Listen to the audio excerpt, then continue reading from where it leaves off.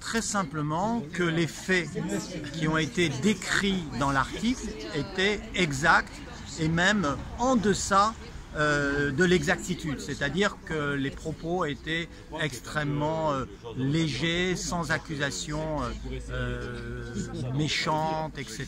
Donc les faits étaient exacts. Il y a bien un lien de parenté qu'aujourd'hui M. Dionys du Séjour dit moins fort que ce qu'il avait exprimé sur ce même lien de parenté en 2006. Et les terrains étaient bien d'origine agricole, ils ont bien été transformés par ce lien de parenté qui était le maire du passage d'Agen à l'époque, et après cette transformation, dans les années qui ont suivi, 6, 7, 8, 10 ans après, ils ont été vendus comme du terrain constructible avec une importante plus-value. Selon vous, la diffamation ne tient pas? La diffamation ne tient pas parce que les personnes ont une liberté d'expression. Du moment que les faits sont exacts, il n'y a pas de diffamation.